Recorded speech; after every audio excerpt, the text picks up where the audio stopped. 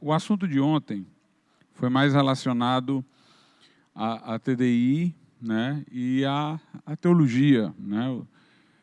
Fizemos aí uma análise de como a Bíblia é congruente com aquilo que é observado, né, e como ela dá uma explicação mais plausível para nós, é certa, mas do ponto de vista da ponderação racional, mais plausível até do que aquela dada pelo evolucionismo, né, ou por teorias como a do Big Bang. Hoje nós vamos analisar a questão do paradigma. O evolucionismo é um paradigma, não chega a ser uma lei científica, é uma teoria, né? Geralmente quando a gente menciona teoria da evolução, porque ela não deu os passos completos e veremos que nem pode dar para que possa se convalidar como uma lei científica, mas funciona como um paradigma porque é como se fosse um referencial para os cientistas que a pressupõem, um referencial de pesquisas. Eles já vão pesquisar, pressupondo a evolução, já vão enquadrando aquilo que observam dentro da teoria da evolução para encontrar uma explicação para aquilo ali a partir da perspectiva da teoria da evolução. E o que nós estamos vendo é esse paradigma hoje, devido a uma série de contradições, a uma série de lacunas, a ser implodido, né? A explodir a partir de dentro. O que cria uma oportunidade da TDI aparecer como um novo paradigma orientador da ciência. Thomas Kuhn foi um filósofo da ciência que escreveu sobre as revoluções paradigmáticas. Ele dizia que sempre que um paradigma não era mais capaz de acumular explicações, ele era questionado, derrubado e superado. Porque teve uma hora que determinado paradigma esgota sua capacidade de explicar. Tem coisas que ele já não consegue mais explicar. E é aí que ele passa a ser questionado. Por exemplo, o sistema geocêntrico de Ptolomeu, segundo o qual a Terra era o centro, né, do sistema solar, ele era muito útil para explicar eclipses do Sol, da Lua. Ele servia a esse propósito. Mas começaram a ter acesso a outros dados astronômicos que, se esse sistema fosse pressuposto, já não tinha como explicar. Então, aquele momento foi o momento de crítica a esse sistema, o que deu a oportunidade a um novo sistema, já colocando o Sol, né, como aquele proposto por Copérnico. Então, isso não acontece com naturalidade. Quem está dentro de um paradigma anterior não quer que ele seja abandonado. A gente sabe como houve resistência, né, à mudança de paradigma. É desconfortável, leva a um revisionismo, leva a um desperdício de literatura. Tem gente que já é doutor na coisa, vai ter que se igualar a um aluno de sala de aula para aprender aquele novo paradigma. Então, entra a questão do orgulho humano que resiste à assimilação de um novo paradigma. Então, nós estamos vendo coisas que a gente tem descoberto que o paradigma evolucionista não oferece respostas. Há muitos animais, peixes, né, que, por exemplo, que, segundo a teoria da evolução, já haviam sido extintos há muito tempo.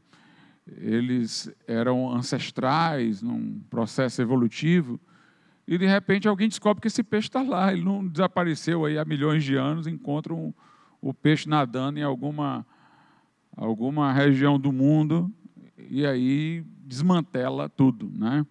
Nós vamos ver também que a descoberta do que acontece no interior da célula,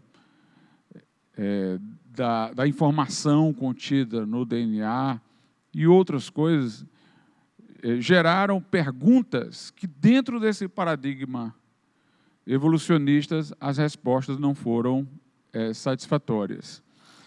Tem um teórico chamado Lakatos, que ele disse uma coisa interessante, ele é um filósofo da ciência. Ele disse assim, mesmo quando um paradigma já não responde às perguntas, ele é mantido, mesmo sem a capacidade de responder, até que um outro surja para ocupar o seu lugar e todos deem assentimento. Ele disse, a ciência não suporta viver no vazio. Os cientistas não suportam estar sem nenhum paradigma. Então, quando um está já derrotado, incapacitado, não responde perguntas, mas não tem um outro alternativo para colocar, esse aí já fracassado, ele é mantido até que o outro apareça. O grande problema hoje é o seguinte, o paradigma evolucionista está derrotado, né, fracassado, a TDI está aí, mas há uma grande resistência à TDI porque existe um supraparadigma na ciência contemporânea. É o seguinte, Deus não pode estar nas explicações. Deus não pode ser hipótese explicativa. Esse supraparadigma que está para além do evolucionismo é o naturalismo, que contrapõe-se a um sobrenaturalismo, ou seja, as explicações têm que ser dentro da natureza e não fora dela. Eles até dizem, para consolo dos cristãos, ele diz, nós não estamos nem necessariamente dizendo que tudo é a natureza, pode existir o sobrenatural, mas a ciência trabalha só com o naturalismo, né? Que é um cavalo de Troia, né? É como se o cristão tivesse que fazer ciência como ateu, embora possa aos domingos estar na igreja adorando como se existisse um Deus que pudesse estar agindo sobre o mundo. Mas esse é o nosso maior desafio, né? É o naturalismo.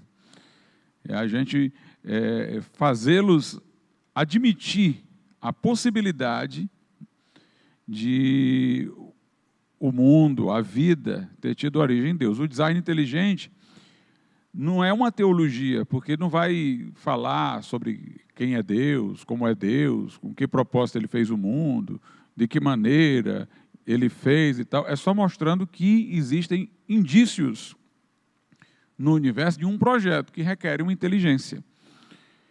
Que o que havia no princípio não era matéria ou energia e matéria, mas uma mente, né? Mas nós temos esse grande desafio hoje, né?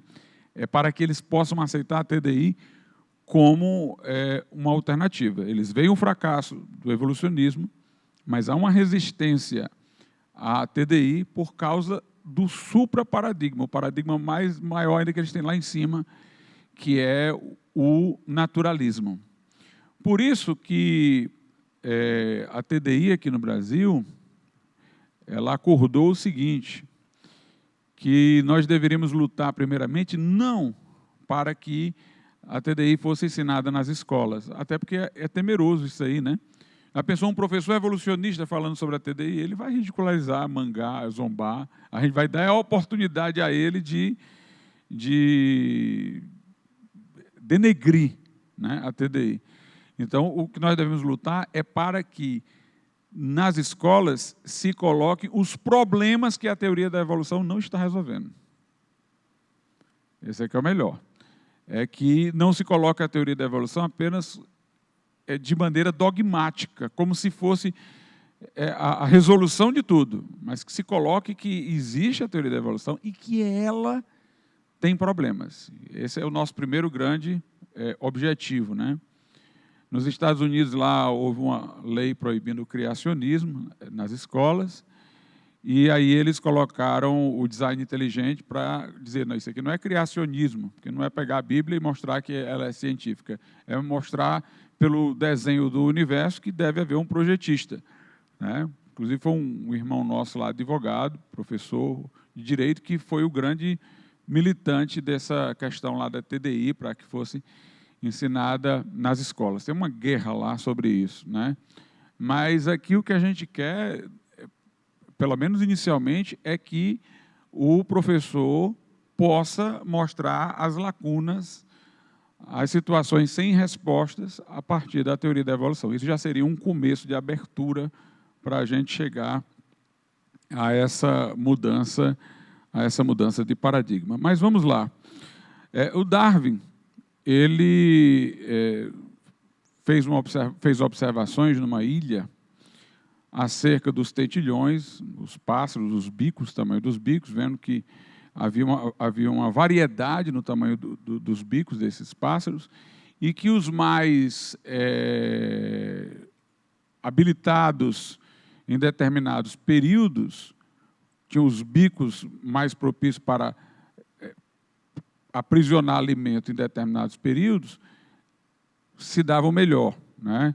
Então, certas variações eram vantajosas em determinadas situações. Também viu as mariposas, em árvores assim mais escuras, aquelas mais escuras também ficavam mais camufladas e tinham uma expectativa de sobrevivência maior, né? E, a partir disso, ele começou a perceber, bem, existem variações,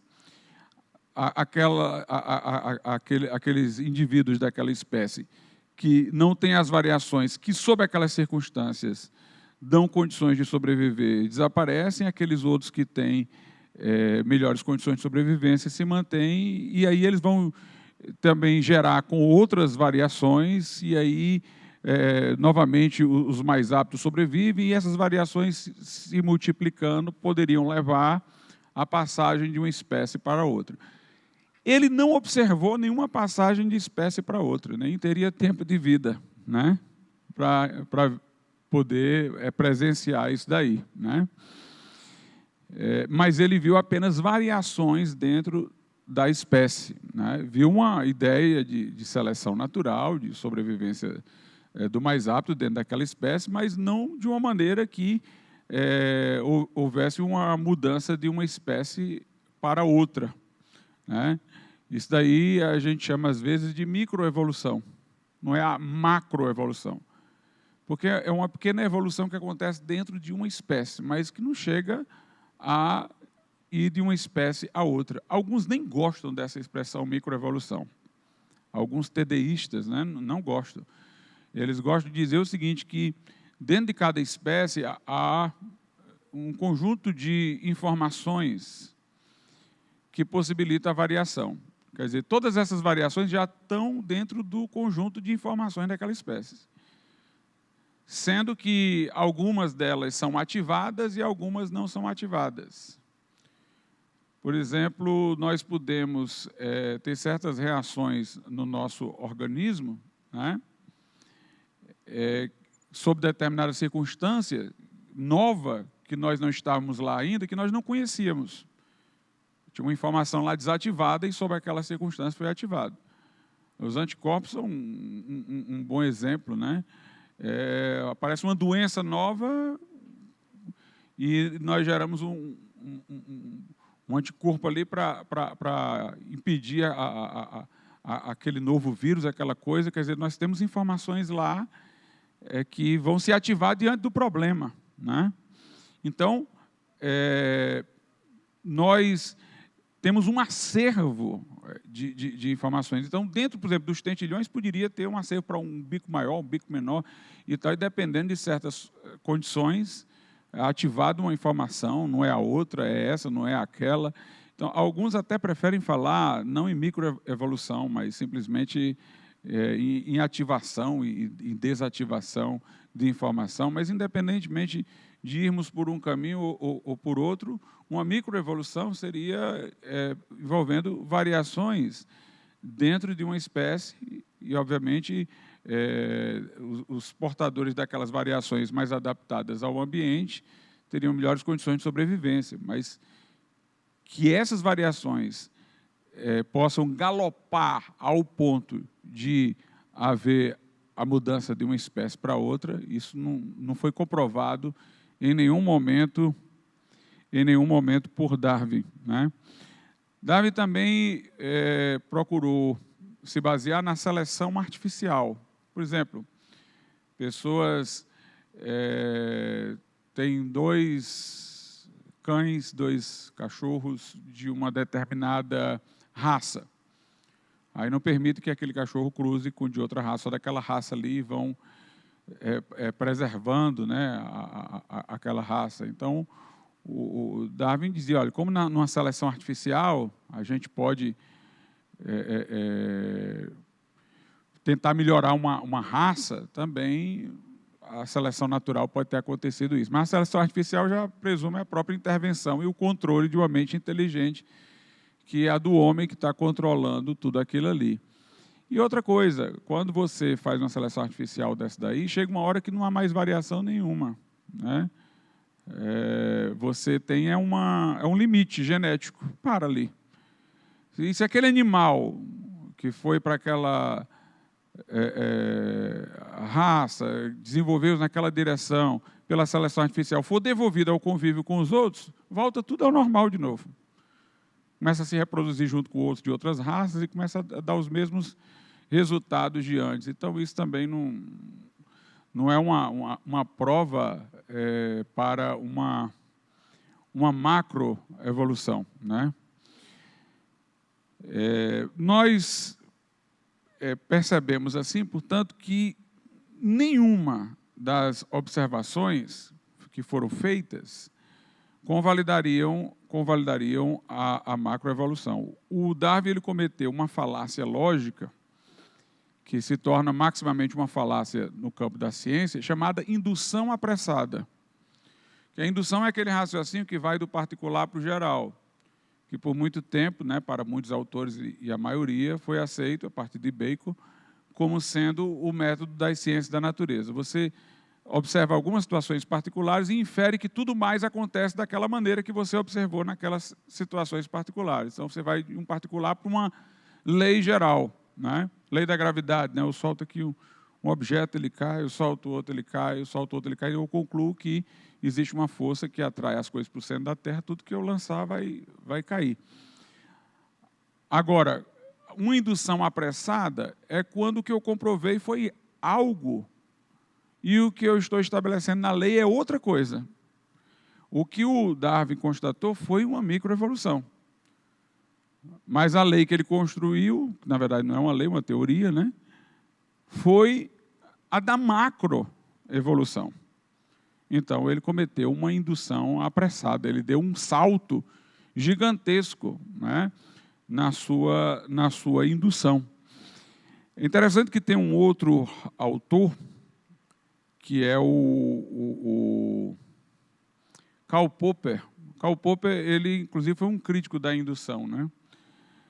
Ele dizia que a indução, ela envergonhava, de certa maneira, a ciência se fosse aceito como um método da ciência. Porque ele dizia assim, você observa uma coisa, observa outra, diz que tudo funciona daquele jeito ali, mas amanhã você descobre um dado que você não conhecia, que você não levou à experimentação e desmente tudo.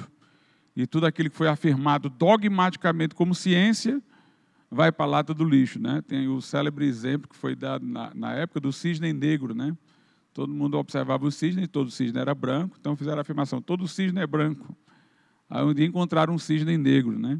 Inclusive era o ícone das críticas ao método indutivo, né? O cisne negro, os livros apareciam sempre, não sei quem, e o cisne negro, porque todo cisne era branco, mas encontraram um cisne negro. Então, o Karl Popper, ele diz o seguinte, a ciência, ela não verifica nada, que era o que o pessoal da indução dizia. Nós examinamos alguns casos e aí a gente presume que todos acontecem assim. Por aqueles que nós investigamos, nós entendemos que nós verificamos uma lei. O Karl Popper diz, nós não verificamos absolutamente nada. Nós tentamos falsear a realidade. Então, o método dele era o seguinte, eu formulo uma hipótese sobre como as coisas são, e eu vou tentar falsear essa hipótese. Se eu não conseguir falsear essa hipótese, eu reputo a hipótese como verdadeira até que alguém consiga. Então, o método é, de certa maneira, um método dedutivo. Uma hipótese não falseada é verdadeira, premissa maior. Premissa menor, eu não consegui falsear. Conclusão, essa hipótese é verdadeira, até que se prove o contrário. Agora, por que ele quis colocar dessa maneira? Porque ele diz, quando você diz que uma verdade científica é uma hipótese não falseada, você não está falando dogmaticamente. Você não está dizendo, eu verifiquei. Você está dizendo, eu não falseei. Pode ser que alguém possa falsear. Toda verdade científica, ele dizia, é provisória. Ninguém vai se envergonhar quando amanhã alguém descobrir outra coisa. Se a gente adota o método indutivo, a gente fica toda hora passando vergonha. A gente observa, estabelece a lei, esqueceu de experimentar, fazer experimentação em alguma situação, amanhã alguém faz experimentação nessa situação, derruba a lei e a gente diz que tinha verificado e passa vergonha. Então, isso é melhor a gente dizer que nós temos hipóteses que tentamos, na verdade, não verificar pela experimentação, tentamos falsear. Não conseguimos falsear. Então dizemos que é uma verdade, mas uma verdade provisória. Uma verdade até que alguém consiga. E quando alguém conseguir, ninguém passa vergonha. Não, era verdade até que a gente conseguisse falsear, né? E o Karl Popper, ele dizia uma coisa muito importante. Ele dizia o seguinte, olha, nenhum cientista inventor, descobridor, é puramente cientista. Ele tem que ser um poeta. Ele tem que ser um metafísico. Ele diz, porque essas hipóteses que nós formulamos para tentar falsear, elas normalmente não vêm do que a gente observou. Elas vêm de coisas súbitas que sobem à nossa mente, de leituras metafísicas, de leituras poéticas. Ele disse, quando Copérnico disse que o Sol era o centro do sistema solar, não foi por observação, não. Foi porque ele leu lá no mito da caverna do Platão, na República, que Platão representou o Sol como o sumo bem em torno do qual os outros bens e virtudes giram. Aí ele deve ser o Sol, o centro. Então, a hipótese dele veio do lado metafísico dele. Aí ele foi tentar ver se aquilo ali tinha plausibilidade.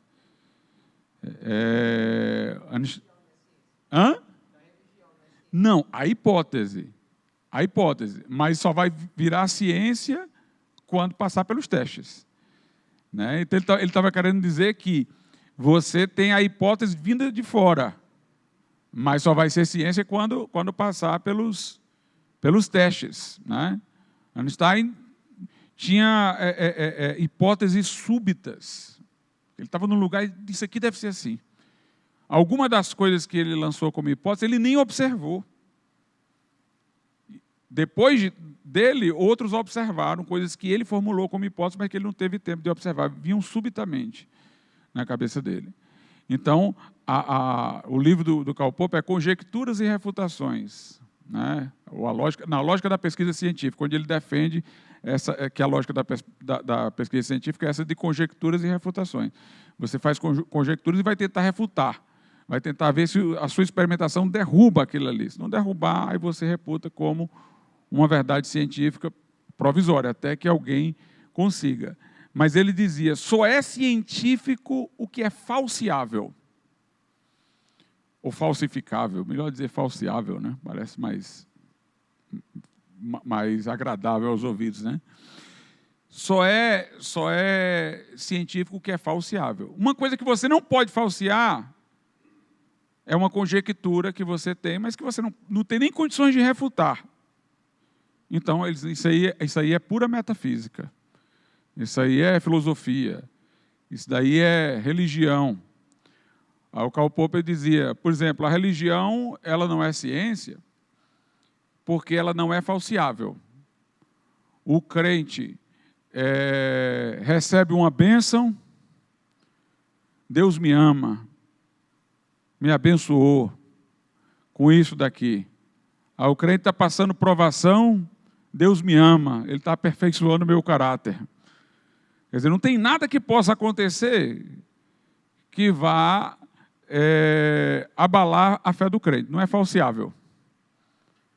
Se vier a tribulação, é Deus que está... Todas as coisas concorrem para o bem dos que amam a Deus, são chamados segundo o seu propósito. A tribulação, Deus está melhorando meu caráter, Deus está me ensinando alguma coisa. Vem alguma coisa que é um benefício no sentido humano, foi Deus que me deu. Ele disse, não tem como derrubar e não derrubar. Então é uma questão de fé. Aí é religião, porque não é falseável. A metafísica, ele também considerava não falseável. Então, não era capaz de ser enquadrado como sendo ciência. Agora, é uma coisa interessante que até a teoria dele já era um problema de palavra, né? O melhor é falseável, porque falsificar para a gente é fazer uma coisa paralela imitando, né? Eu vou falsificar isso aqui. A gente falseável, mostrar falso. Agora, o nome da teoria é falsificacionismo, né? Quer dizer, essa palavra falseável nem era utilizada antes do pensamento dele, né? Ninguém nem ouvia falar disso. Mas falseável quer dizer ser potencialmente capaz de se mostrar falso. Não quer dizer que seja falso, mas quer dizer, a gente teria como mostrar que é falso. Aí teria como, por experimento, mostrar que é falso, né? Então, para ele, certas coisas como afirmações de fé, não tem como a gente... como é que eu iria fazer um cristão desacreditar de Cristo? Vamos supor, de Deus. Dizendo que ele está passando por tribulação e que Deus não está cuidando dele, ele vai dizer que Deus está provando. Dizendo que como é que existe tanta dor no mundo, ele vai dizer, não, mas no final Deus vai reverter tudo isso. Quer dizer, não tem como, ele vai ter uma resposta. Eu nunca vou ter como usar um argumento, né, dessa forma assim, empírica, para derrubar a fé dele. A gente tem como derrubar o argumento de um crente pelas Escrituras, né? Se ele tiver errado na sua compreensão, a gente pode mostrar que a Bíblia não diz assim, mas já é uma fonte de autoridade e de fé, a Bíblia também, né? Então, ele vai colocar dessa maneira e, entre outras coisas, ele criticou a teoria da evolução, o Karl Popper. Uma vez ele disse que ela não era científica, porque ela não era falseável. Ele disse, o que é que eu posso dizer para um evolucionista para fazê-lo acreditar que não existe a teoria da evolução? Ele nem mesmo observou, ele nem mesmo comprovou. Ele só tem a microevolução, a observação das variações.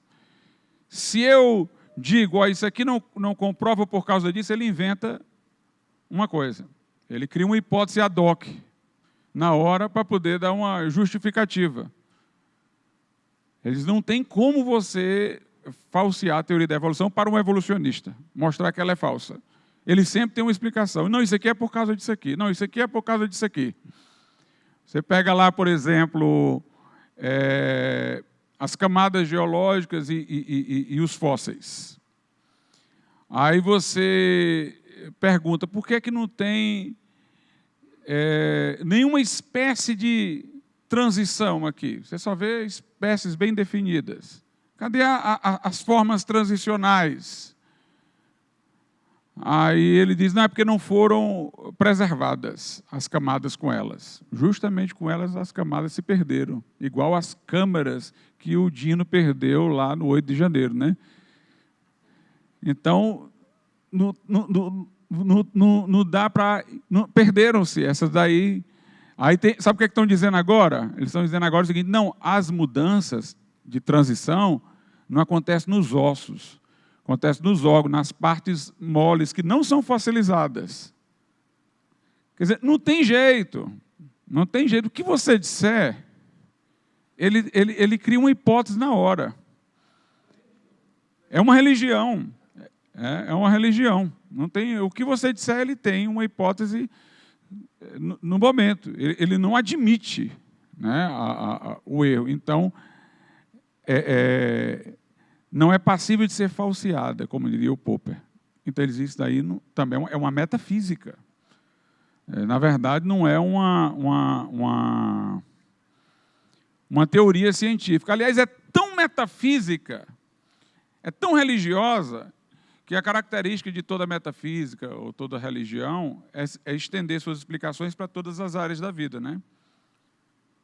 A religião, a fé, não explica só a salvação, explica a origem do homem, explica tudo. A teoria da evolução levou a uma evolução cosmológica. A evolução era a evolução da vida, mas depois tem uma evolução cosmológica, tem uma evolução geológica, tem uma evolução cultural das culturas, né? Por muito tempo se defendeu um evolucionismo dizendo que nós éramos como as tribos do passado indígena. Se fala do tempo em que nós tínhamos uma sociedade indiferenciada, que evoluiu para uma sociedade diferenciada, uma sociedade em que havia solidariedade por semelhança, todo mundo era agricultor, pescador e guerreiro, mas depois surgiu a divisão social do trabalho. Não havia no início um Estado organizado, tudo era resolvido por todos coletivamente, mas depois surgiu uma instância organizacional que é o Estado. Então tem as sociedades primitivas, as que evoluíram culturalmente. Então entra para a evolução cultural, evolução cosmológica. Ela virou uma maneira de explicar tudo, em todos os âmbitos, porque é uma religião. Né? É uma metafísica e não falseável. É interessante que o Darwin era até uma pessoa, digamos assim, mais sincera. Porque o Darwin disse o seguinte, que ele não tinha como explicar tão bem, pela teoria da evolução, o olho humano. Ele entendeu que era uma dificuldade para ele explicar o olho. O olho de todos os seres vivos, mas maximamente o olho humano. Porque é um sistema tão complexo,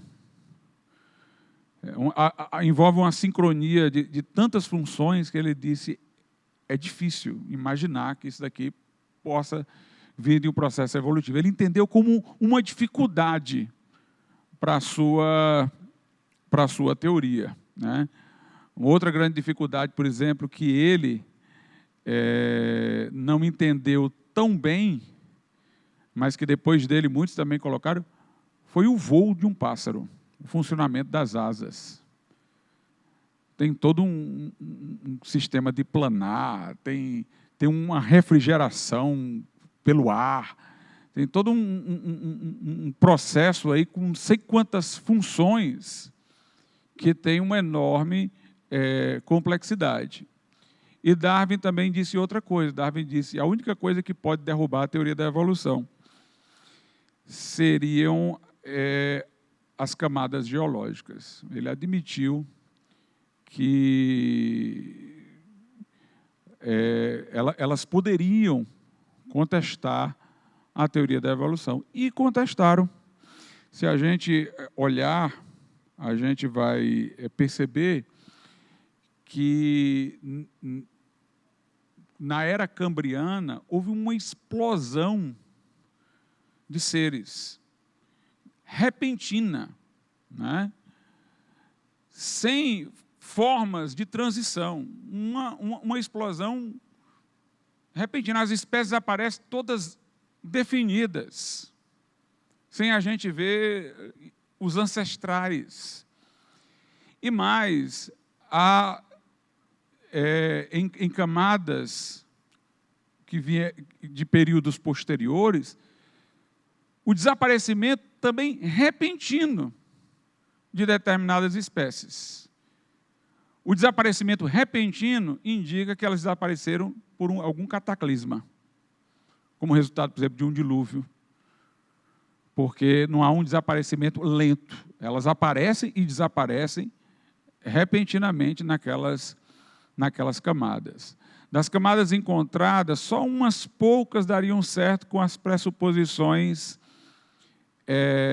evolucionistas, na ordem que eles estabeleceram. Das várias encontradas, apenas algumas, poucas, dão naquela aparente ordem. Isso quando observadas de longe.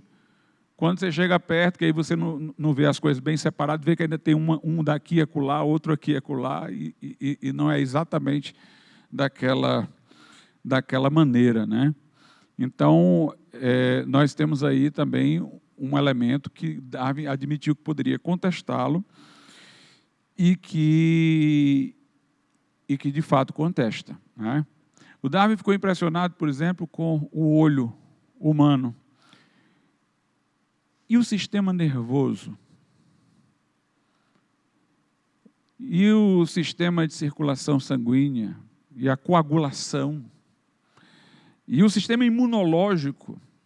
E a complexidade do cérebro humano, né?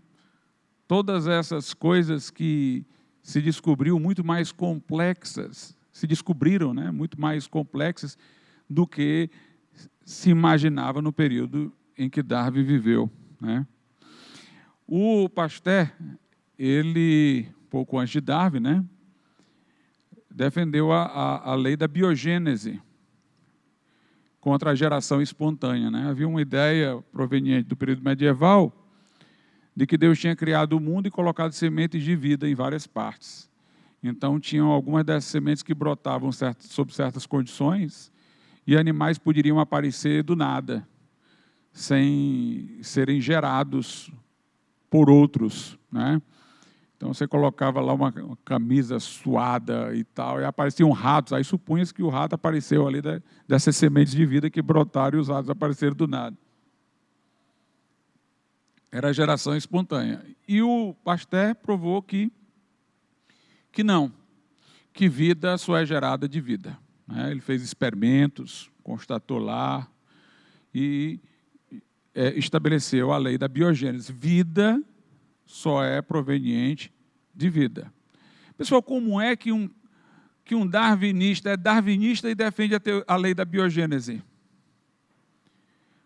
Porque o darwinismo é um tipo de geração espontânea.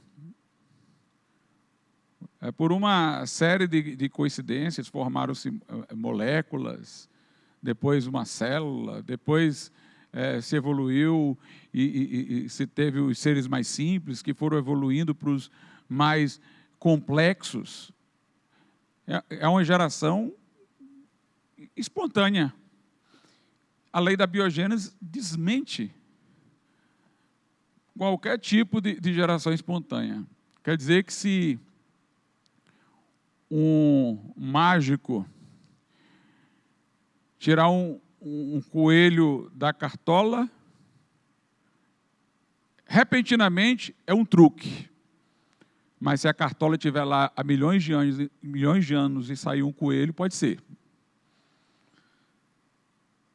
Quer dizer, o que aconteceu rápido não pode ser assim.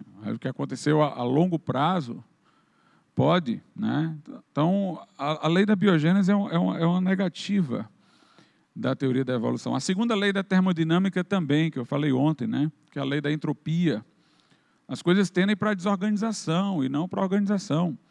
Isso contesta tanto o Big Bang, que de uma explosão veio ordem, como isso contesta que a vida que as coisas se auto-organizaram para a vida e a vida se auto-organizou para a complexidade. A tendência é para a desordem, segundo a lei da entropia, que é a segunda lei da termodinâmica. O processo evolutivo, às vezes, é colocado só como seleção natural, mas dependeria também de seleção sexual. Nem sempre o mais apto para a sobrevivência é o mais apto para reproduzir. O pavão, né, tem toda aquela beleza que facilita a seleção sexual, né, porque atrai a fêmea. Mas aquilo ali deixa ele muito mais fácil de ser capturado por uma presa. Então, teria que coincidir realmente o que habilitava para a reprodução e o que habilitava para sobrevivência, né? Os fósseis, como eu disse, eles não têm forma de transição, aparecem repentinamente, se extinguem repentinamente, indicando, portanto, que houve cataclismas. E em relação ao homem, a questão do elo perdido, né? Famosa questão do elo perdido. Na verdade, esse período em que se tentou descobrir um elo perdido entre o homem e um ancestral comum com o macaco, né? Esse período aí foi um período muito cheio, foi de arte, de imaginação, de especulação, né? Entrou muito mais o romantismo, que se difundia da Alemanha para outros povos, com desejo de criar, de imaginar, do que propriamente uma coisa científica. Por exemplo, o homem de Java, o que encontrou antes de morrer, ele revelou que o que ele havia encontrado, que eram vários ossos separados, era um crânio de um macaco, um osso de perna, parte do crânio e 3 dentes. Quer dizer, só com isso daqui, construíram toda aquela imagem. O talento era muito mais do desenhista do que de quem encontrou, né? Mas ele admitiu que o crânio era um crânio de macaco. E o que se havia encontrado era só um osso de perna, parte do crânio e 3 dentes. O homem de Nebraska encontraram um dente e desenharam todo o resto. Depois descobriu que era o dente de um porco. O homem de Piltdown foi um pedaço de um maxilar, 2 dentes, pedaço de crânio, uma mandíbula que era de macaco. Os dentes que tinham lá foram limados e os ossos foram coloridos artificialmente, né? O homem de Pequim, na China, eram fragmentos de crânio, maxilares e dentes. O homem de Pequim é o elo perdido 2 vezes, porque a evidência foi perdida depois, isso aqui tudo se perdeu, ninguém encontrou mais, igual as câmeras lá do Dino. Então, era o elo perdido que ficou perdido, né? O Australopithecus era um macaco africano, o homem de Neandertal e o homem de Cro-Magnon, as cavidades cranianas eram maiores do que a dos homens modernos, mas seriam homens. E se fosse por um processo evolutivo, então seria invertido. Como eles tinham os crânios maiores, então eles eram superiores a nós, tinham um cérebro mais desenvolvido, se fosse levar em conta isso daí. A Lucy eram alguns ossos, o resto foi só imaginação com gesso. Então, é a forçação de barra, né, como a gente costuma chamar. Essa ideia, por exemplo, né, uma pergunta que uma irmã me fez aqui antes, né, o homem primitivo das cavernas, ele existiu? Bem, o ser humano, no começo, não foi criado com uma casa pronta, né? Deve ter escolhido onde morar. Morar numa caverna não significa uma coisa primitiva, não. Elias entrou dentro de uma caverna. Davi, foragido, viveu dentro de cavernas. E Davi não era um homem macaco por causa disso, né? Uma caverna boa é um bom lugar para poder economizar construção, né? Dentro das cavernas tinham desenhos. Então, quem quer que morava dentro das cavernas tinha noção de arte. Porque nós encontramos desenho dentro de cavernas. O homem, originalmente, era o contrário, pessoal. Ele era muito mais inteligente. Nós tivemos, foi uma perda disso aí. É só olhar para as pirâmides do Egito. Até hoje ninguém sabe como é que o negócio daquele ali foi feito. Para os maias, para os astecas, os cálculos que eles faziam de quando iria haver eventos cataclísmicos, né? As construções, muito semelhantes até às pirâmides egípcias. tem coisas ali que nós não sabemos como é que eram feitas. Então, a gente vê que havia inteligência ali, né? O homem pré-diluviano, ele devia ter capacidades ainda não destruídas por um processo paulatino do pecado ao longo do tempo. Eles deveriam ter capacidades que deveriam ser impressionantes, porque viviam muito tempo, acumulavam muito conhecimento, né? Que foram perdidas, e aí o homem começa tudo de novo, depois do dilúvio, né? A acumular conhecimento. Quer dizer, como é que foi a construção da arca? Uma coisa impressionante, como deve ter sido a construção daquela arca, né? Então, a gente não pode retratar o homem do passado como a pessoa burra e tal, coisas desse tipo, não. Agora, claro, o conhecimento ele é cumulativo, né? Eu acho que foi Newton que disse isso. Nós somos apenas anões nos ombros dos gigantes, né? Hoje a gente vê um computador, um celular, e a gente fica, como é que o ser humano foi capaz de fazer isso? Bem, mas tudo começou com outras descobertas que permitiram outras descobertas, que permitiram outra descoberta. Tem o processo de acumulação de conhecimento, né? Que foi interrompido, como eu estou dizendo, ao longo da história, pelo dilúvio, em outros cenários por destruições, guerras e tal, e recomeçava o processo, né? Mas o fato de nós termos uma pessoa que faz um celular hoje não quer dizer que ela é mais inteligente do que a pessoa do passado, não, porque ela depende do que foi descoberto no passado. Talvez ela não descobriria aquilo. Ela só pode descobrir o que ela descobriu hoje em função do que foi descoberto. Mas aquilo que foi descoberto antes, ela não teria condições de descobrir. Então, uma coisa é a inteligência, outra coisa é a acumulação do conhecimento, né?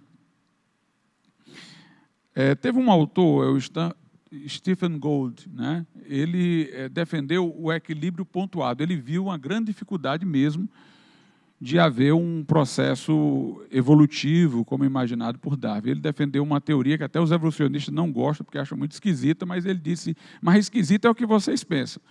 Ele imagina que alguns indivíduos de uma espécie, com determinadas variações, se isolaram. Aí se reproduziram, melhoraram, digamos assim, a qualidade da espécie e tal, permitiu uma evolução, e depois se juntaram de novo. O pessoal evolucionista clássico acha uma coisa meio exótica, porque diz, como é que esse grupo aí coincide de se isolar e depois voltar, né?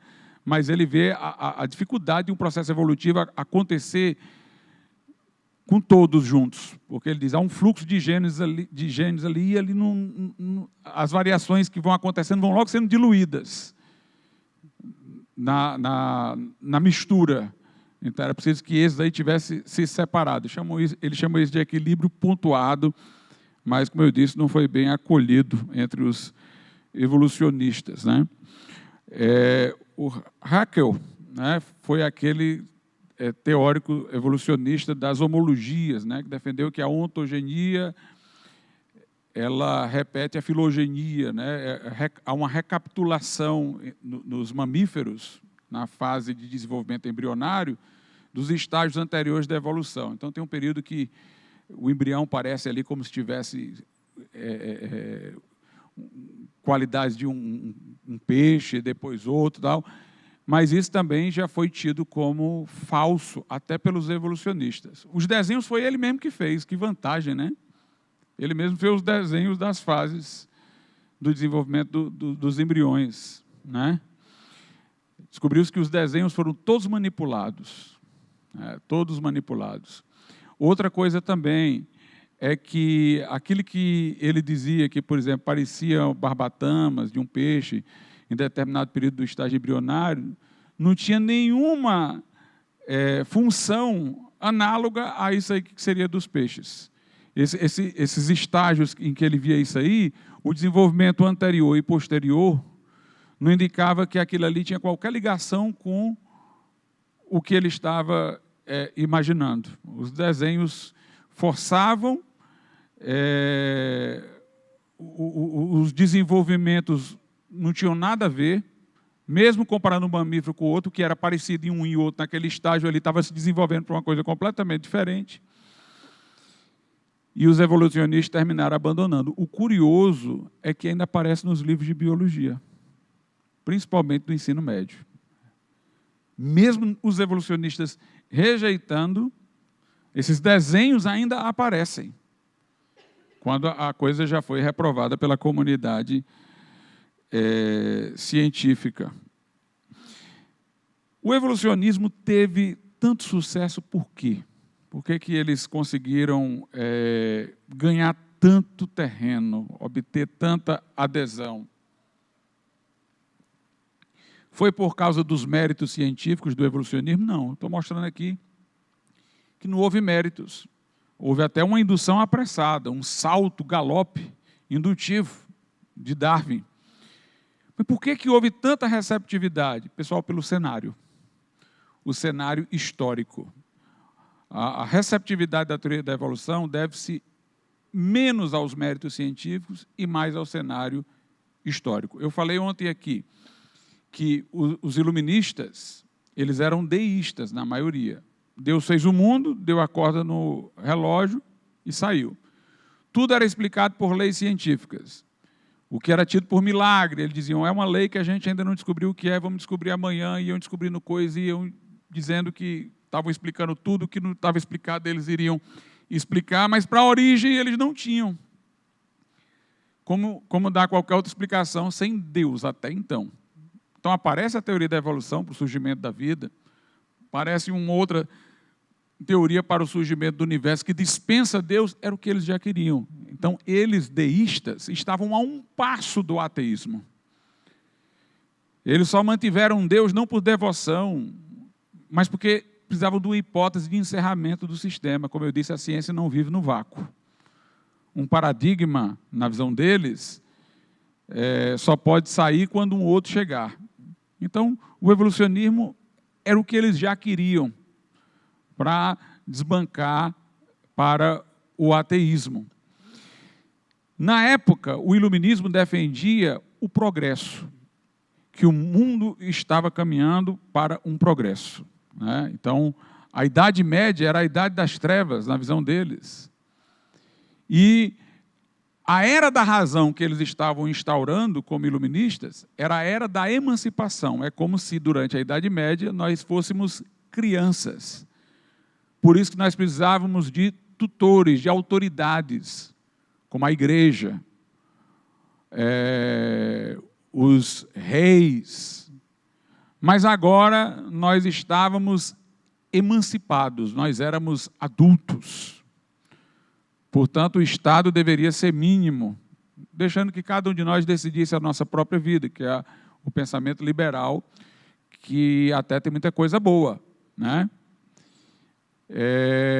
Nós não precisávamos mais da tutela da igreja, nós iríamos pensar por nós mesmos.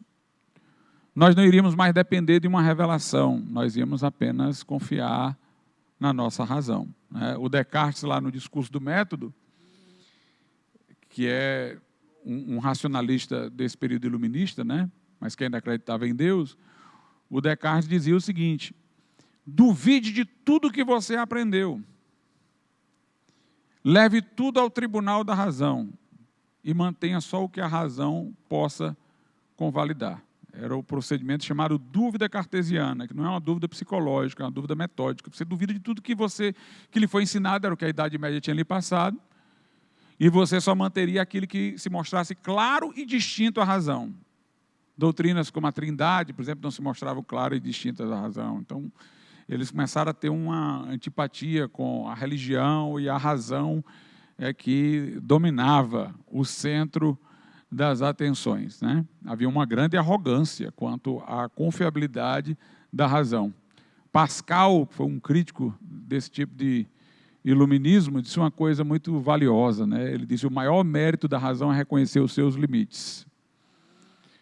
A razão, ela indica que tem alguma coisa além dela, há razões no coração que a razão não conhece, né? E essa história de duvide de tudo e leve tudo ao tribunal da razão e tal, Isso é conversa fiada. Ninguém duvida de tudo. Descartes nunca duvidou que o pai dele era o pai dele, a mãe dele era a mãe dele. Nunca teve razões para isso, né? Ninguém duvida de tudo. E Descartes, contraditoriamente, ele fez a seguinte pergunta: e por que eu devo confiar na minha razão? Aí ele pegou e disse o seguinte: eu devo confiar na minha razão porque eu fui criado por um Deus bom. Ele ainda acreditava em Deus, né? Porque eu fui criado por um Deus bom. Deus não ia criar as minhas faculdades, os meus sentidos, para me levar a ilusões e enganos, porque Ele é um Deus de verdade. Então, ele precisava de Deus para poder justificar a razão. Por que você confia na razão? Se a sua razão é um estágio de evolução do seu cérebro, que amanhã pode ser reformulada por um novo estágio de evolução do seu cérebro, por que você deve confiar na sua razão de hoje? Teoria da evolução não dá. Nenhum motivo para eu confiar na razão. A evolução não é baseada na busca da verdade, mas na sobrevivência, no que é mais capaz de nos fazer sobreviver nas condições dadas. Então, eu teria um cérebro dentro dessa visão que me dá indicadores da melhor forma de eu sobreviver, né? Aliás, quando uma pessoa está, às vezes, com câncer, é melhor não dizer nada para ela. Se ela souber, vai debilitar, vai morrer mais rápido, é melhor não saber porque não tem mais cura e tal. E de fato, isso é verdade, né? A gente nota que quando a pessoa está no estágio terminal e sabe, ela piora, entra o elemento depressivo, o componente depressivo. Se ela não souber, ela ainda... Quer dizer, a mentira, digamos assim, dá melhores condições de sobrevivência nesse caso. Como é que eu posso confiar no meu cérebro? Ele está dando indicadores de sobrevivência, não de verdade, se eu for para a teoria da evolução. Não tenho como justificar a racionalidade, né? O Descartes, querendo ser tão rigoroso no seu método, ele disse: eu duvido de tudo, até de que eu existo. Só aceito que eu existo se a razão provar. Aí ele chegou àquela fórmula: penso, logo existo. Se eu estivesse lá, eu ia perguntar para ele: como é que você sabe que você pensa? Você já assistiu Matrix? Você não pode estar ligado aí numa máquina, não? Ou mais ainda, né, aquele livro O Mundo de Sofia, né, O Mundo de Sofia, tem uma hora que a menina está conversando com um cara lá, que ela se encontra com ele, aí ele diz assim: será que nós existimos mesmo? Ou será que nós somos personagens numa história e o autor da história está colocando o que é que a gente vai dizer? Isso aí tudo é uma loucura, mas duvidar de que existe também é. Então vamos levar a loucura aí até onde ela for, se for o caso, né? Então, todos nós temos pressuposições. A questão é saber se essas pressuposições são razoáveis, se elas condizem com aquilo que nós estamos observando ou não, se elas oferecem explicação, razoabilidade para o que nós estamos vendo ou não, né? Então, essa atmosfera de iluminismo que valorizava o progresso, se você prestar atenção, todo o pensamento na época falava em progresso. Idade antiga, média, é como se fosse a média fosse o comercial na hora do filme, né? É média, está no meio só. Entrou o comercial, antiga, idade média, idade moderna. Eles acharam que a era da razão era a idade moderna, que não tinha mais nada para frente.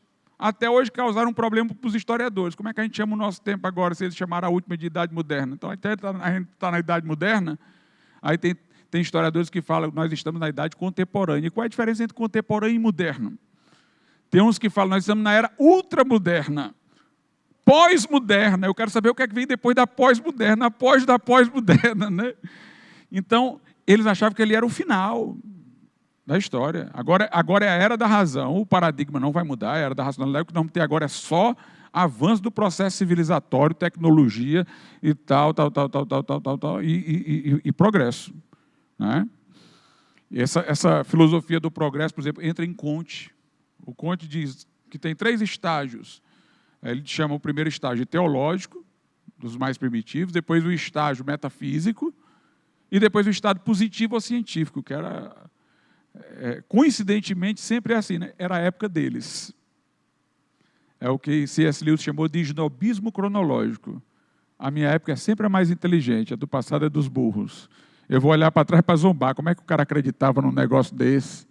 Como é que você quer acreditar no negócio? E eu estou na era que eu estou em cima da torre, eu estou vendo todas as coisas claramente. Então, era a época que valorizava o progresso. Essa valorização do progresso foi quebrada pelas duas guerras mundiais.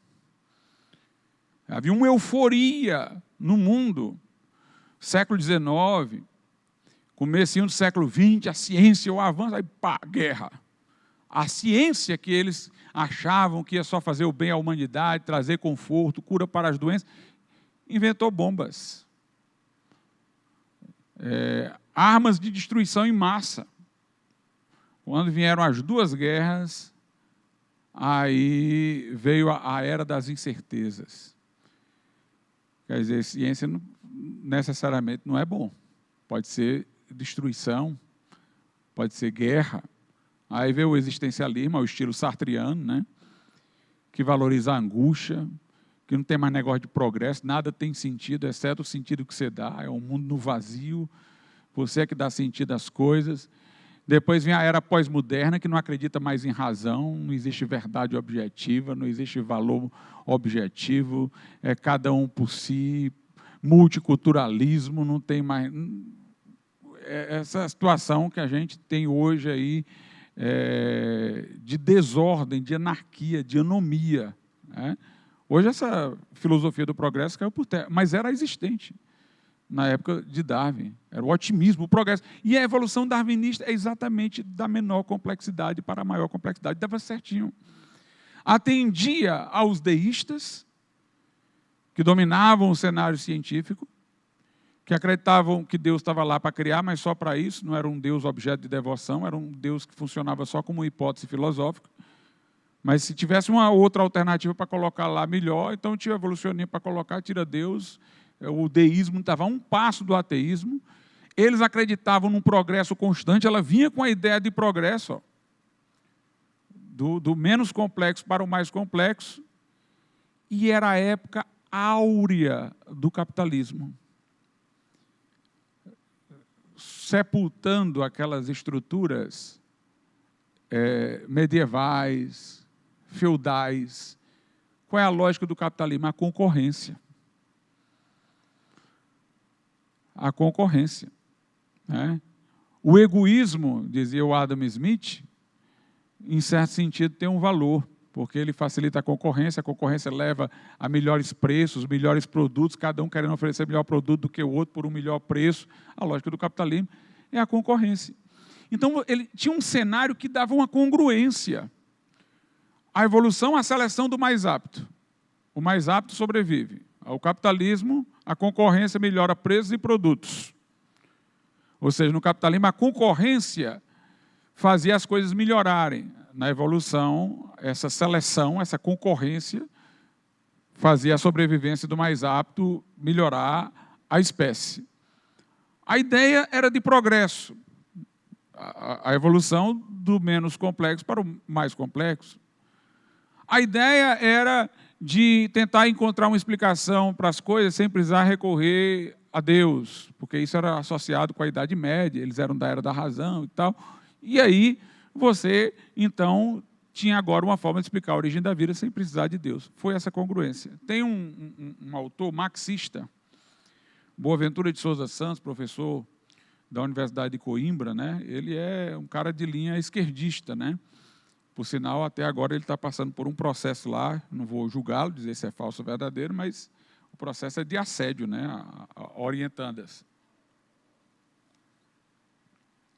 Mas ele, até esse episódio aí, que tirou ele um pouquinho assim da cena, era muito visibilizado, né? Como um grande teórico desse lado esquerdista. Ele diz num dos livros dele, que o darwinismo galopou porque teve esses elementos de congruência. Ele reconhece que ele foi assimilado porque coincidiu com esses fatores. Né?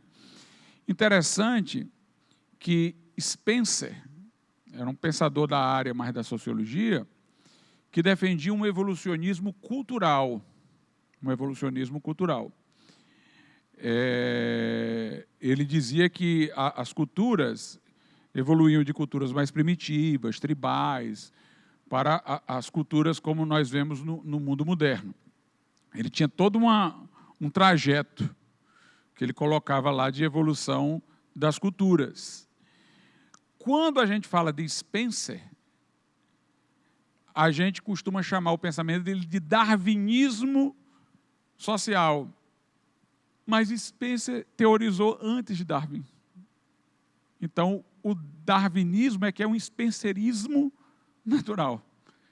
Você vê, coincidiram essas teorias no mesmo período. É interessante que na área da antropologia, você vê o que é o politicamente correto, né? Na área da antropologia, esse evolucionismo cultural, hoje, foi abandonado. Porque criavam a ideia de que você pudesse olhar para um povo e considerar superior a ele. Aí, Franz Boas, acho que é Franz Boas, o antropólogo, ele atacou dizendo, não, cada cultura tem a sua história própria. Você não pode comparar a história de uma e de outra e colocar uma atrás da outra. Né? Numa era de multiculturalismo, seria politicamente incorreto uma cultura olhar para a outra e dizer, vocês são inferiores, vocês estão no estágio de evolução atrasado. Né? Aí você vê como ciência é um negócio politizado. Né? Aí no campo das ciências da natureza, tem essa ideia do processo evolutivo. Né? E nas ciências culturais, eles não querem admitir mais uma evolução, porque não era multicultural, convivência de várias culturas e tal, surge a ideia de que uma pode se comparar com a outra e se colocar em grau de superioridade. O Marx, inclusive, dedicou uma das suas obras ao Darwin, mas o Darwin não gostou, não. Não gostou da dedicatória, não. Né? O marxismo ele tem um elemento materialista, né, de coincidência, mas, se nós formos assim olhar, é mais darwinista o nazismo. Né?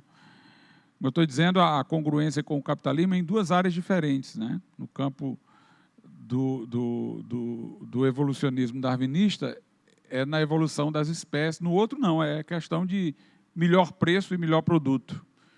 Quer dizer, tem coisas que são boas numa área, não quer dizer que sejam boas na outra. Né? O Hayek, que é um grande crítico até do marxismo, né? Um filósofo de referência do liberalismo, ele diz que nós nunca devemos estender o que é de ciência da natureza para o âmbito das humanidades e vice-versa. Tem coisas que aqui dá certo, ali não tem nada a ver. Né? Não precisa haver essa cosmovisão ampla, tudo é evolução. Né? Mas teve essa congruência cultural que deu essa facilitação. Agora, o que foi deliberadamente instrumentalizador do darwinismo foi o nazismo, porque tinha a questão das raças, né? A ideia de hierarquização das raças. Então, o racismo, o branco está acima do negro, o alemão está acima das outras raças europeias, o judeu é sub-humano, né? E toda aquela hierarquização que foi feita. Ali é o darwinismo deliberado, né? Instrumentalizado diretamente. No marxismo, as coincidências são o materialismo. Obviamente, os marxistas gostavam da teoria da evolução, porque eles pensavam Deus, dava para explicar tudo apenas dentro do mundo material. Agora, se eu for tentar colocar o darwinismo dentro do marxismo, eu não tenho como colocar em formas individuais, eu tenho como colocar em formas de classes. Né? Se nós examinarmos essas teorias todas, elas têm um elemento de concorrência de poder. Né? No nazismo, de raças, e no marxismo, de classes. É uma luta de classes. Então, a evolução do marxismo é por uma luta de classes. Então, você tem, no início, o escravagismo, depois você tem o feudalismo, depois você tem o capitalismo, depois o socialismo, depois o comunismo, né? Então, é uma luta de classe. Então, na última fase, né, que é no capitalismo, a classe proletária ela seria a oprimida pela classe detentora do capital. Mas ela era maioria. A maioria das pessoas na sociedade eram trabalhadores e não detentores do capital. Quando eles descobrissem isso, que eles eram maioria, poderiam adquirir uma consciência de classe para se organizar e fazer uma revolução e implantar a ditadura do proletariado. Aí é o que o Marx chamou de quantidade virando qualidade. Ou seja, porque nós somos, em maior número, os nossos valores, os valores da classe trabalhadora, são valores superiores aos da classe detentora do capital. Então, vamos fazer a revolução e implantar os nossos valores. Então, tem uma coisa análoga ao marxismo, que é essa luta de classe como um móvel da história, né? O materialismo e até essa valorização da quantidade que se converte em qualidade. Porque, por exemplo, dentro do evolucionismo, o que é que faz o nosso cérebro qualitativamente superior ao dos nossos ancestrais? É quantidade. É que ele acumulou complexidade. Não é uma alma que nós temos, né? É que ele adquiriu maior complexidade, e aí é capaz de mais coisas do que os anteriores. Então, tem essas analogias aí que dá para fazer, né? Mas a gente nota que ele, por vários caminhos, encontrava apoio, né? Do marxismo deliberado pelo materialismo, do nazismo também, né? E no capitalismo, não vou dizer que o capitalismo necessariamente apoiava, mas a ideia de concorrência era apelativa para dizer, olha, também, será que isso aqui também não aconteceu como acontece no melhoramento de preços e da qualidade das mercadorias? Então, tinha um cenário que favoreceu ao acolhimento, né, do nazismo, do nazismo também, né, do darwinismo, né, do darwinismo. Os neodarwinistas, eles foram mais profundos do que o próprio Darwin, porque entraram no estudo das mutações, né? Então, eles entenderam que as mutações genéticas eram o elemento que provocava variações e que poderia levar a mudanças de uma espécie para outra. É uma outra grande dificuldade do darwinismo, porque as mutações observadas, elas só levam para uma coisa pior, né? As mutações são doenças, normalmente. As mutações sempre prejudicam e não melhoram, né, a espécie. Nós entendemos as mutações mais como um efeito do pecado. E a mutação é perda de informação, não acúmulo.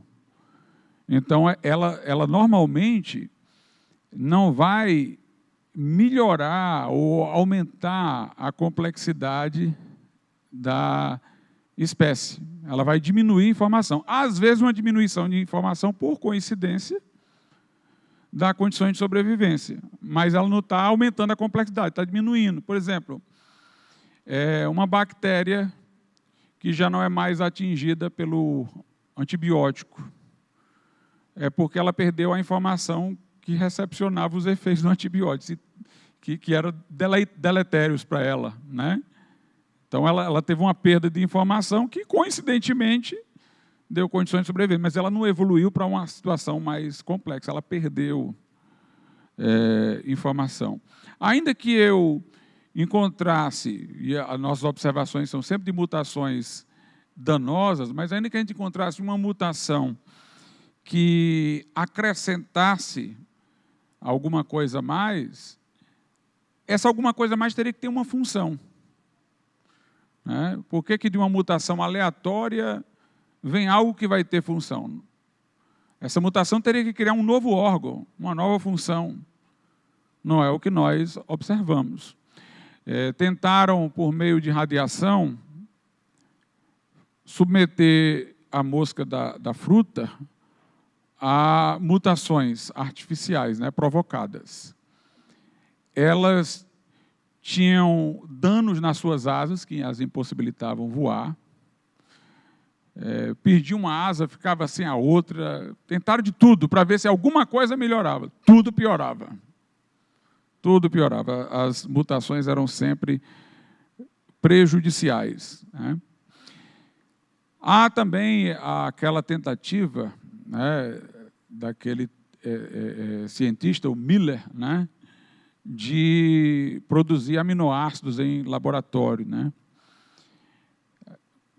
O DNA tem a importância dos aminoácidos. Ele queria mostrar que era possível produzir aminoácidos em laboratório e assim poderiam os aminoácidos terem surgido espontaneamente.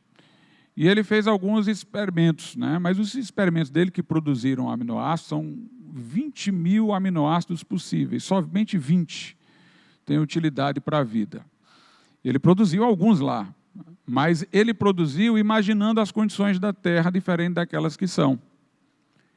Note, ele, da cabeça dele, imaginou como é que seria a Terra, sem oxigênio, e ele colocou todas aquelas condições que ele imaginou que seriam condições do princípio, imaginou que os aminoácidos surgiram por relâmpagos, ele usou faíscas e tudo mais, e produziu aqueles aminoácidos que estavam lá. Primeiro, se nós fôssemos a rigor ver o que ele provou que para fazer um aminoácido tem que ter inteligência.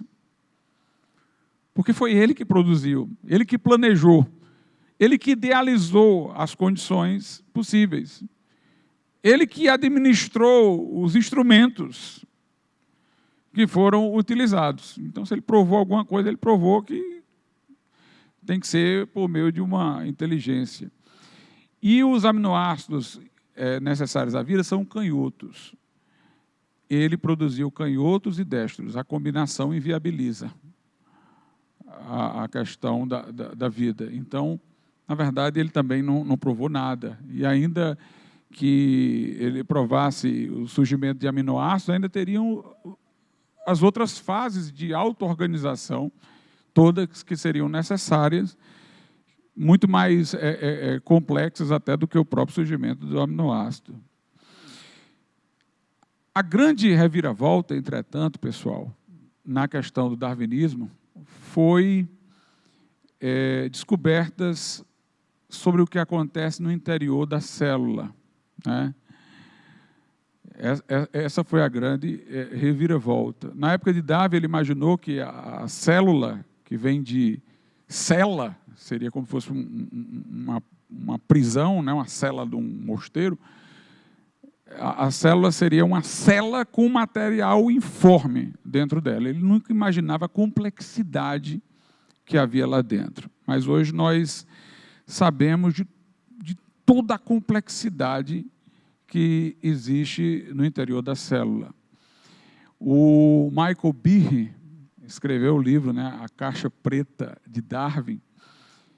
Ele mostra que, se você pegar uma bactéria, que é bem simples, e ver o flagelo bacteriano responsável pela movimentação, você já vê a complexidade. Tem uma haste, tem uma hélice, tem um motor. Ele representa como se fosse uma máquina, né, girando. Ele diz como é que todas aquelas peças se juntaram. É como se fosse uma engrenagem. Várias peças, como se fosse um equipamento montado. Como é que todas elas se juntaram? Isso é de uma complexidade irredutível, que você pegar qualquer uma daquelas peças ali, isoladamente, não tem serventia para nada. Isoladamente. Elas só têm serventia se forem sincronizadas. Então, você não pode imaginar, surgiu primeiro essa haste, depois essa hélice, depois esse... Você não pode imaginar o surgimento separado, porque não teria serventia nenhuma, eles só funcionam todos juntos. É interessante que teve uma pessoa que ousou responder a ele, né? Porque ele disse que nunca ninguém respondeu a ele, né? Mas teve um que tentou responder dizendo assim, não, imagine uma sucata, um bocado de coisa lá e você junta tudo. Então isso aí poderia ter vindo de um processo que gerou várias coisas inúteis e que juntou. Mas para você juntar você precisa de um manual de instrução, né? Que requer inteligência. Para poder montar de uma sucata pegando várias peças. Então, ele chamou isso de complexidade irredutível. Por quê? Porque nenhuma daquelas coisas, isoladamente, tem serventia ou função. Só junta, só na sincronização de tarefas. Então, ele pega uma coisa bem elementar, que é o flagelo bacteriano, para mostrar que a complexidade nesse mundo microscópico é muito grande.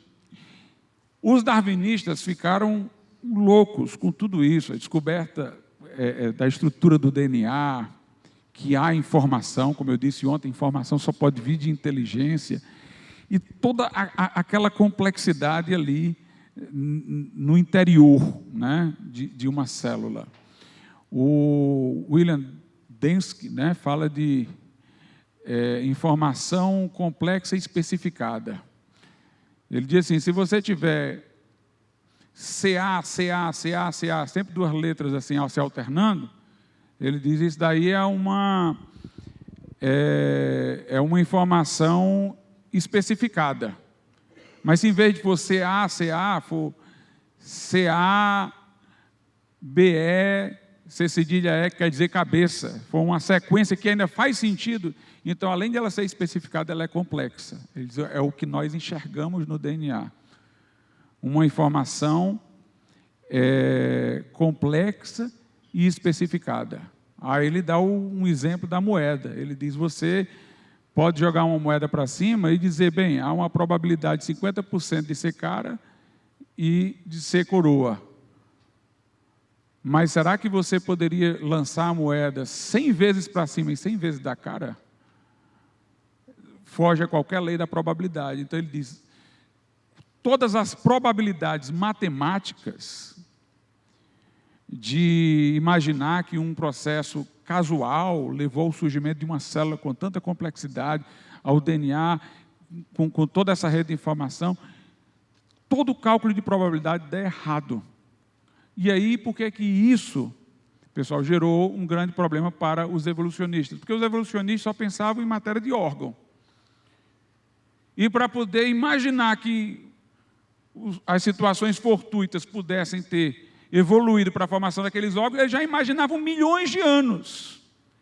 E agora, quando a complexidade está lá dentro da célula, quantos mais trilhões e quatrilhões de anos vão ser precisos? A dificuldade é tão grande, que surgiram as teorias mais ridículas entre os evolucionistas para poder tentar explicar isso. Uma, da panspermia, é o cara que trabalhou com o genoma humano, o Crick, que defendeu essa loucura aí da panspermia. Ou seja, sementes de vida vieram de outro planeta para cá. Aí deixaram aqui, os ETs deixaram aqui e se desenvolveram. Mas dá o mesmo problema, porque eu tenho que ter o tempo de vida para esses ETs aí. Aí a outra teoria do multiverso. Ou seja, não sei quantos universos paralelos, né? É o seriado do Flash. Tem não sei quantos universos paralelos e para criar probabilidade. Nesse aqui deu certo, surgiu a vida. Mas não adianta nada, porque se são paralelos, cada um tem a sua própria probabilidade interna. Se eles são independentes, então eles não geram probabilidade comparativa. Cada um tem a sua própria história e suas próprias probabilidades. Então, multiplicar os universos também não ajuda. Então, aí é onde eles tiveram grande dificuldade. Eu vou já terminar aqui para abrir espaço para perguntas. Em relação, por exemplo, quando eles vão explicar a célula humana, as coisas que acontecem dentro da célula, usam tudo metáforas humanas. Dizem que na célula existem bibliotecas, tradução, fábrica, engenharia. Por que eles usam termos que são usados naquilo que o homem faz inteligentemente? Né? O Jack Munu, acho que é assim a pronúncia dele, ele dizia que, ele era um evolucionista, dizia que a teoria da evolução era uma teoria de segunda ordem. Aí ele dizia, teoria de segunda ordem, porque nós nunca vimos o processo evolutivo acontecer e nunca veremos. É por isso que é uma teoria de segunda ordem. Pessoal, na verdade, se você for olhar, evolução não tem nada a ver com ciência natural como nós conhecemos. A teoria da evolução é sobre a história. É a história natural, a história de como as coisas surgiram. A ciência natural investiga fenômenos que estão diante de nós, que se repetem, para a gente poder observá-los várias vezes e estabelecer leis que os regem. Mas a teoria da evolução, ela avalia coisas que aconteceram e que não estão se repetindo aos nossos olhos, que requereram muito tempo. É uma questão de história, de como surgiu. E, se for história, o método tem que ser o do historiador. O método do historiador é o abdutivo. A abdução é uma forma de raciocínio que envolve a inferência da melhor explicação. Você forma um quadro explicativo e vê se aquilo ali é viável. Sabe onde é que nós vimos a abdução? Na tarefa dos advogados e investigadores criminais. Né? O investigador criminal, vai lá fazer a restauração do crime. Aí ele diz, a pessoa fez isso aqui, entrou aqui, ele não viu nada. Mas ele vai pegando pelos indícios, vê um resquício de sangue, imagina. Ele começa a imaginar, formar uma narrativa de como aquilo ali tudo aconteceu a partir dos indícios. É o que um advogado faz também. Né? E o historiador também faz a mesma coisa. Ele tem os indícios e ele vai usando a imaginação, o conhecimento que ele tem da natureza humana, e vai reconstituindo um cenário. Então, é uma abdução. Né? E aí vale a narrativa que seja mais simples, mais abrangente em explicações, né? E mais elegante. E a visão da criação atende muito mais a isso, o design inteligente atende muito mais a isso, do que a teoria da evolução. Portanto, nós não estamos no campo aí de ciência natural rigorosamente, nós estamos no campo dessa argumentação. Em relação à história, a gente não fala em demonstrar, a gente fala em persuadir. Então, eu não vou demonstrar como é que surgiu, não tenho como demonstrar, não é um fenômeno que está diante de mim, eu não posso levar para o laboratório para poder mostrar, não vou demonstrar nada.